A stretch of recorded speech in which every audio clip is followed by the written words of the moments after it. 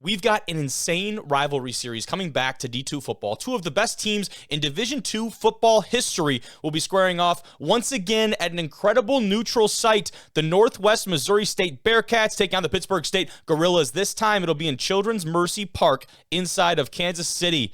And this is a rivalry that goes back, like I said, two of the best teams in D2 football history. This game taking place on November 15th of this year. They've signed a two-year contract for 25 and 26.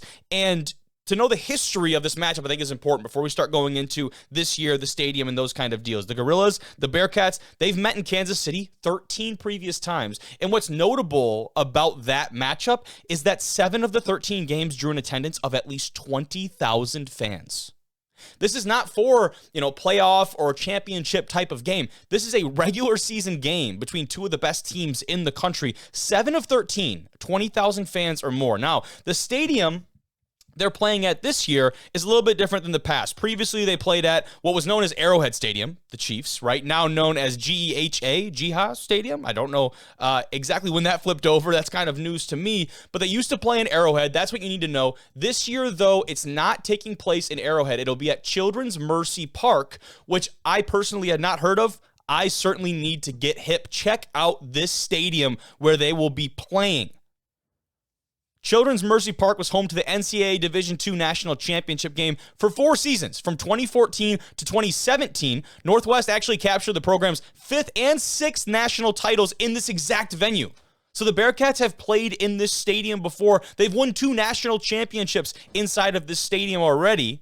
Now, albeit it has been a little bit since their last national championship, none of the guys on this current roster were there to see that, but definitely some history inside of this venue. And you look at this courtesy video here, courtesy of Daktronics. You look at this video of this venue, Sporting KC, obviously a little bit of a European football flair down there in Kansas City, but this is an incredible venue, and a lot of these soccer pitch venues I think actually suited very well for the American football game. Granted, the field size is a little bit smaller than the quote-unquote pitch. So that's a look at the venue they'll be playing in, which is really exciting. And to get into more of this and more of this matchup, these are 2 storied programs. I talked about it earlier on. Pittsburgh State, they've got 2 national championships, 27 playoff wins at the D2 level in their program's history. Do believe they also have 2 NAIA national championships before they made that transition back in, I want to say, the 80s. Northwest Missouri, though, they have 6 national titles, 53 playoff wins at the Division II level. This is the team that has been the most storied probably in D2 football. Ferris State now is on a run that maybe could match up to this. We'll see how the next half decade pans out. But this Northwest team has a ton of history. So let's talk about this 2025 matchup. Northwest Missouri State, they lost an all-conference running back this past year, Tank Young. That was just a year after losing the first-team All-American running back Jay Harris to Oregon. Damn near RBU down there for the Bearcats in Northwest Missouri. They seriously have put out some incredible talent the last couple of years. That was a big loss for them going into this fall, of course, but otherwise, it looks like they lose a few playmakers from what I can tell in the database that I have access to. Surprisingly, have not been devastated by the portal from what I can tell, even with bringing in a new head coach.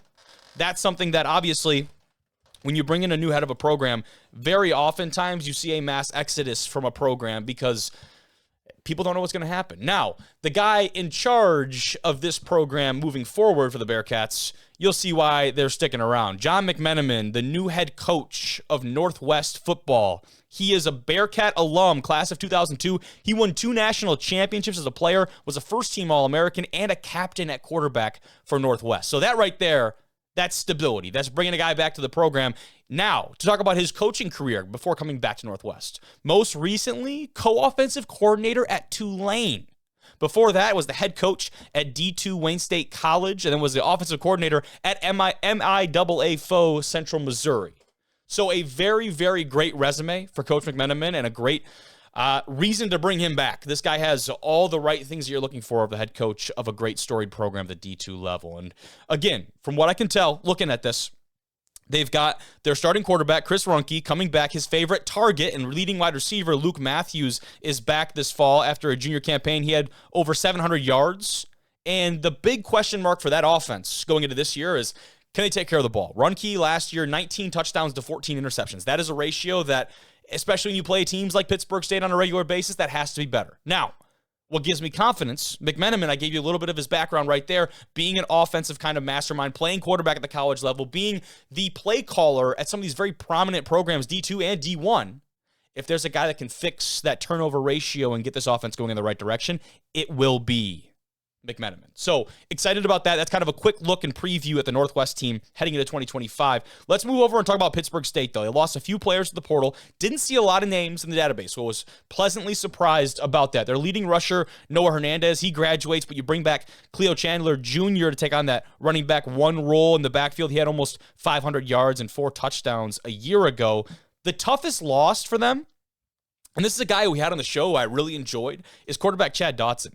And that's a guy who, put up the right stats, obviously. He filled the stat book and is a great quarterback in his own right, but was one of those guys that was an intangible type of player. It had a lot of composure. I think that was a word that I like to use with him and watching him play. A lot of composure from him, very tough quarterback, and a guy that really, I think, embodied the identity of this Pittsburgh State team.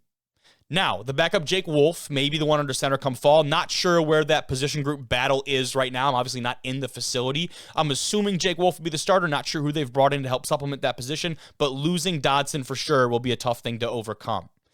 This is a team, too, that in very recent history was decimated by the transfer portal. After the 2023 season, head coach Brian Wright took the job at D1 FCS Northern Arizona and rightfully took some of that top talent with them, right? Your coach moves up. You have familiarity with that group of guys who have probably the skill set to go play at the FCS level, if we're playing honest. You poach some of those guys, bring them with you. Some other guys went out to different institutions when a head coach leaves, very common. So they lost a lot of talent then. Tom Anthony comes in. He's taken over the job for the Gorillas. In year one, he has kept them right in the mix. Right? It's one thing to come into a program and have zero expectations and try and turn something around. It's another to come into a program that has every expectation, the most winning program in D2 football history when it comes to winning percentage, I do believe. He has kept the Gorillas right in the mix. He was previously the defensive coordinator for the Gorillas back all the way up until 2022 or 23, I believe. So a very exciting time for both these programs. Pittsburgh State maybe on a little bit more of a high than Northwest. A lot can change. A lot can change in just 1 year. Now, an interesting piece about the Gorillas. Pittsburgh State has to have the toughest schedule in Division II football, and I don't even think it's close. When you look at this, you start things off week 0 at defending national champion. I don't know why that was a tough one. You start things off week 0 at defending national champion Ferris State, who went 14-1 last year. That's their week 0 matchup. Now, 14-1, they lost last year. That was to Pittsburgh State. The Gorillas were the only team to beat Ferris in 2024 back in Pittsburgh. That's an incredible matchup and one that we'll certainly be tuned into. Now, week 1 at Central Oklahoma, a team that went 11-2 inside of the MIAA last year. Then, you do not get a gimme. You go at home against Grand Valley State, who is also 11-2 in 2024. Keep things going. You're back at home. Fort Hays State, who was 8-3. You go at Emporia State, 7-4. Versus Nebraska Kearney, 5-6. And then against Washburn, who was 3-8 last year. They've got a new head coach, some other pieces. Definitely expect that to be a more competitive bout. You go at Missouri Western, who was 4-7. Against Missouri Southern at home, 2-9. And you close out the year before the Northwest match. In week 10, you go on the road to Central Missouri, who was 9-3 a year ago with one of the most explosive offenses in college football, and you close things out in Kansas City at Children's Mercy Park versus Northwest Missouri State, who was 6-5 last year, but has a lot of things to be excited about going into 2025. That's a game that could have MIAA championship implications right there. So you line up all of that. I know I went through that very quickly. But for those of you who are familiar with this level of football, the MIAA is far and away the best conference in D2 football right now, and it's not even close. The top end of the GLIAC is very good. The top end of the Gulf South is very good. The top end of the Northern Sun is very good.